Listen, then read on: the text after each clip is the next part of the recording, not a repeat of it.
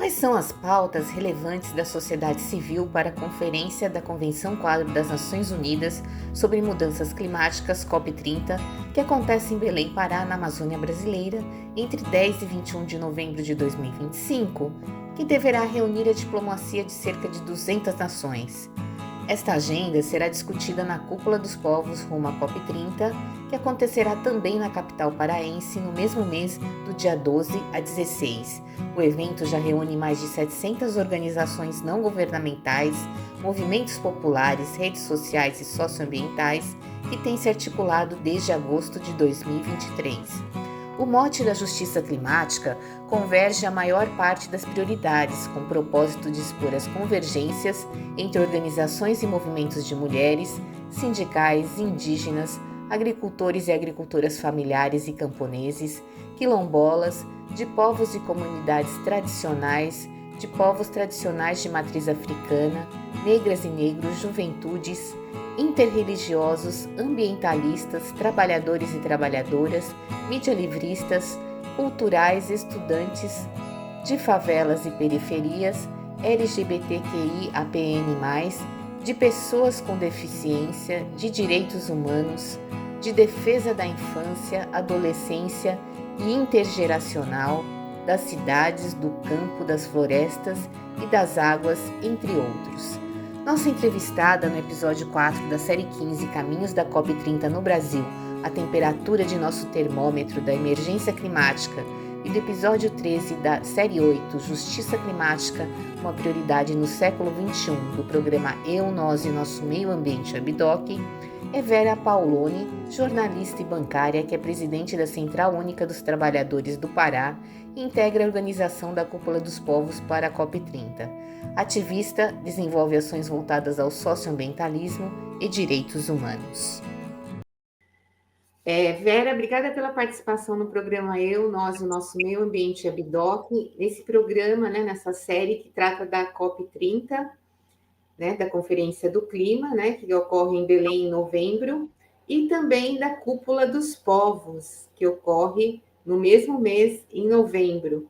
A pergunta, que eu quero fazer a você é justamente o que é a Cúpula dos Povos, você contar um pouco do histórico, dos objetivos, de quem participa, para a gente conhecer um pouco mais dessa mobilização social. A Cúpula dos Povos eu diria assim, que é um imenso coletivo de quase 800 organizações, então é um imenso e diverso coletivo do Brasil, da Panamazônia e de várias partes do mundo, onde tem segmentos, organizações que estão trabalhando em defesa do clima, do meio ambiente, a partir das suas pautas, das suas identidades. Então, houve uma reunião em Belém, em 2023, e aí, a partir daí, a Cúpula dos Povos foi se estabelecendo enquanto coletivo, tem uma carta política, uma carta política de adesão, que tem ali os pressupostos da cúpula, que, digamos, tem alguns princípios muito basilares, como o respeito ao meio ambiente, o respeito ao trabalho digno, trabalho decente, o respeito à democracia e à diversidade. Então, diversidade no sentido de que cada um se expressa a partir da sua bagagem cultural, da sua bagagem de resistência, de luta e de acúmulos. Então, mas tem um campo que é demarcado pela democracia, pelo respeito ao meio ambiente, pelo respeito ao trabalho decente, e cada um, e cada organização, cada organização, com a sua diversidade, e isso é maravilhoso na cúpula, ter esse ajuntamento, digamos, essa construção coletiva que está organizando aí, já está organizando já há algum tempo, uma profunda mobilização para chegar na COP30, mas para além da COP30, para os outros espaços em que a cúpula e as suas organizações, a identidade de cada organização, valorizando sua ancestralidade, sua luta, seu debate, seus acúmulos. e é com esse vigor, com essa energia, que nós marcharemos em Belém e para além de Belém, nos outros espaços onde as pessoas não poderão, não conseguirão talvez chegar, mas estaremos sintonizadas e sintonizadas numa grande luta em defesa da democracia, do meio ambiente, do trabalho decente. Então, que são, digamos, grandes palavras de ordem da Cúpula dos Povos. Vera, outra coisa que eu gostaria de saber é com relação às pautas, né? Porque são inúmeras pautas, né? São assuntos importantes. E quais são as prioridades da cúpula? As grandes pautas da Cúpula dos Povos primeiro, conseguir mostrar para o Brasil e para o mundo que existem organizações, que existe classe trabalhadora, que existe juventude, que existe academia, que existe pensadores que estão discutindo o trabalho digno, o respeito ao meio ambiente, e que a voz de quem está no meio do estresse térmico, do clima muito quente ou do clima muito seco, dos rios secando ou dos rios enchendo em demasia, da produção familiar sumindo, que essas vozes sejam ouvidas. Então, é essa a pauta de ser ouvido, de conseguir colocar, não só porque no mundo da COP30 se ouve muito as megacorporações, os mega empresários, sabe, as grandes corporações do mundo e o seu ponto de vista de desenvolvimento econômico, os interesses econômicos, mas e de quem produz a riqueza? E de quem carrega na costa, na vida e na sua produção a consequência climática? Esse trabalhador, essa trabalhadora, esse homem, essa mulher, essa criança, precisa ser ouvida. E uma das pautas principais é organizar esse processo, que é escutar quem produz a riqueza, como esta riqueza e esta produção está sendo diminuída ou até sumida em função da consequência climática. Então, essa é uma pauta principal. O respeito ao meio ambiente, ele tem que incluir a população que mora nesse meio ambiente. E ela precisa ter voz, e ela precisa dizer, olha, gente, não basta só adaptação e mitigação, é preciso inverter o modelo de desenvolvimento, senão nós não teremos transição justa. Então, essa é uma pauta fundamental. Transição justa é uma pauta fundamental da Cúpula dos Povos. E quando a gente fala de justiça climática, tendo em vista assim que vocês vão estar representando nessas 800 organizações, desde os povos tradicionais, né, ao trabalhador, né, das áreas urbanas, enfim, todo mundo vai estar junto, né, nessa mesma empreitada. O que é justiça climática para a Cúpula dos Povos? Eu gostaria que você pudesse definir, né, o que vem a ser esse conceito para você. Eu acho que Sucena, é mais que um conceito, né? É uma prática de vida mesmo.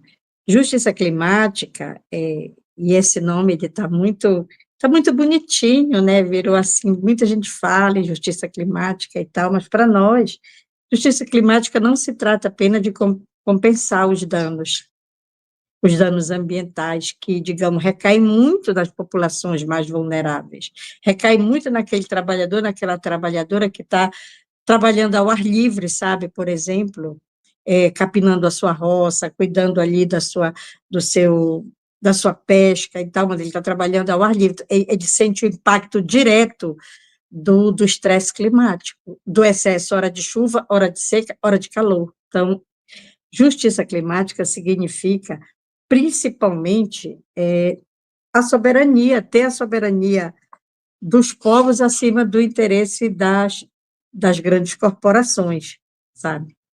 Isso é justiça, digamos, é um processo de justiça, que é de transição, né? Tu vem sair deste processo de mega exploração, vai fazer uma transição justa até um processo ali que envolve mitigação, adaptação, mas precisa levar em conta. Então, não adianta vir com falsas soluções, apontar assim, não, vamos reduzir as emissões e isso basta, ou vamos pagar pela redução de emissões. Olha, a redução de emissões é bom, seria um avanço. Mas, gente, não haverá justiça climática e não haverá transição justa se não inverter o modelo de desenvolvimento econômico. Ter uma produção e ter uma distribuição dessa produção e dessa renda entre quem produz, e não só ficar aqui menos das migalhas. E a grande parte ser, por exemplo, para o sul global, não ficando nada aqui, sabe? Então, nós precisamos um pouco discutir isso, discutir essa questão de empregos verdes, o que é isso, sabe, exatamente. Então, a cúpula está debruçada nesses grandes temas que envolvem toda a população que está vivendo sob o estresse climático, vendo seus rios secarem, vendo os rios encherem em demasiado, vendo a sua produção. Olha só, eu vou te dar um exemplo de como essa questão da crise ou da emergência ou da consequência climática ela impacta. Nós temos aqui próximo de Belém, próximo assim, não é tão perto, mas também não é tão longe, um município chamado Cametá, e ele tem uma produção gigantesca de mapará, que é um peixe típico daquela região, né? O mapará, ele tem um dia, então, tem um dia que, digamos, é um grande dia de desova do mapará e tal. Qual foi a surpresa neste ano? Nesse dia, que era o dia, digamos, de que se faz a exibição daquela produção gigantesca, o mapará estava reduzido a um tamanho mínimo. Ele não estava naquele tamanho de 2 quilos, que era o mínimo, e um tamanho maior, ele estava muito pequenino. Isso se deu por quê? A quentura nos rios. Ele diminuiu o tamanho do peixe. Ele diminuiu. Então, uma população toda que vive daquela pesca não pôde continuar vivendo. Então, isso agora, 2025, início do ano. Então, como nós estaremos daqui a pouco tempo? Continua os rios, a quentura deste ano, né? Vai ter uma quentura brutal, maior.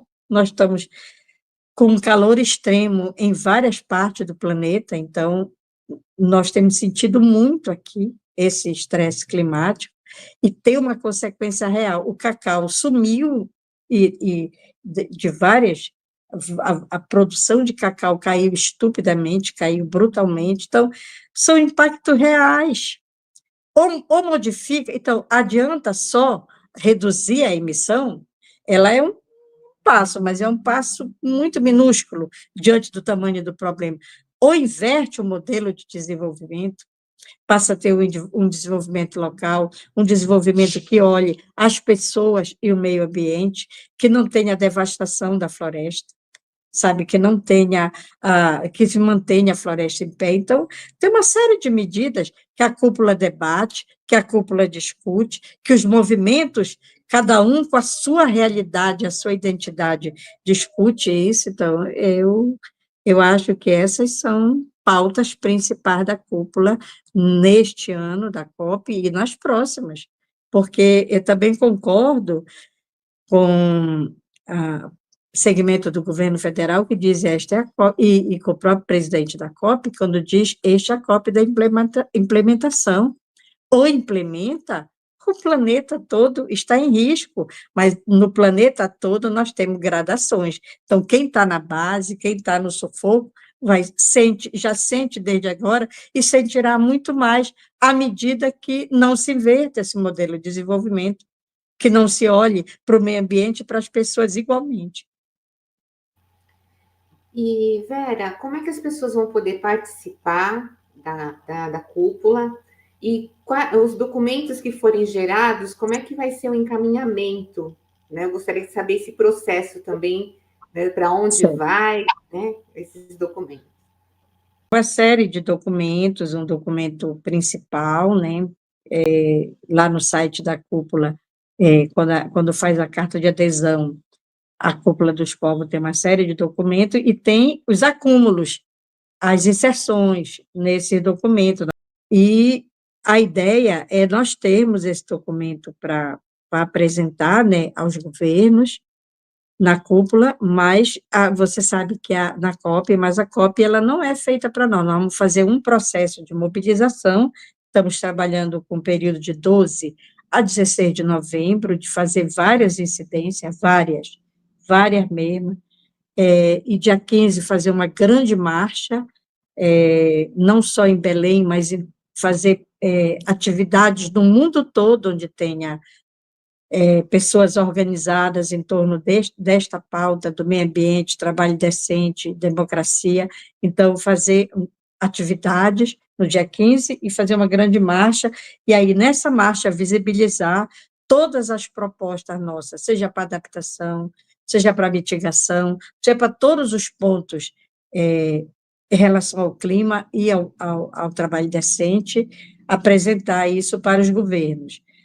Vamos, basicamente, Sucena, furar a bolha, né? Porque a COP ela não é para nós, então vamos ter mecanismos muito criativos de exibir as nossas reivindicações e as nossas propostas também, mas apresentar aos governos, com certeza o governo brasileiro vai receber, mas nós esperamos que outros governos, especialmente os mais emissores, recebam e se comprometam, né? Estamos trabalhando nesse sentido. Agora a gente está chegando aos momentos finais e eu gostaria que você fizesse as suas considerações, por favor. Pois eu queria falar um pouquinho sobre ODS Empregos Verdes antes da nossa conclusão, para dizer o seguinte: a gente tem percebido que esses empregos verdes, se é que existe, a gente não sabe exatamente para quem, porque os empregos ditos verdes que nós estamos vendo, eles estão no mesmo modelo velho, modelo de exclusão, modelo de trabalho informal, de não fazer a regularização, não garantir os direitos sociais. Então, por exemplo, no processo de transição justa, a gente defende um emprego verde com direitos sociais, com direitos trabalhistas, que tenha proteção. Então, não estamos vendo, e se eles existem, Sutena, nós não sabemos para quem é que eles estão sendo direcionados? Para cá, para a classe trabalhadora que não está sendo. Então, estamos trabalhando para ter soluções efetivas, e soluções efetivas significa as pessoas nos seus territórios, com trabalho digno, sabe, com meio ambiente preservado. Isso é real. Isso é o que a gente precisa. E que os países não só deixem de fazer emissões, mas eles invertam esse modelo de desenvolvimento que só leva em consideração os grandes interesses. Nós precisamos nos contrapor, porque isso é destrutivo para o planeta, para as pessoas e dentre as pessoas, as que estão na base da pirâmide, no trabalho ao livre, é quem sente o maior impacto e é quem primeiro será gravemente prejudicado. E isso é muito ruim para nós, para o planeta, para o meio ambiente, para o sistema público de saúde. Então, é muito ruim, porque as pessoas estão adoecendo em larga escala graças ao estresse térmico. Embora elas cheguem com dor de cabeça e tal, outra coisa, mas se você for avaliar, elas estão em temperaturas muito altas, secas, com uma série de problemas. Então, nós vamos, com esse vigor, com essa energia e com muita unidade que a Cúpula dos Povos chegará nessa COP30, com essas bandeiras, mostrando para o mundo. Só é possível um outro mundo só é possível se houver uma inversão do modelo de desenvolvimento econômico, que se olhe as pessoas, que se olhe o meio ambiente, que se mantenha a floresta em pé, e o planeta vai se regenerar, daqui a 1 bilhão de anos vai, sem nós. Obrigada e até uma próxima, Vera. Até uma próxima. Obrigada.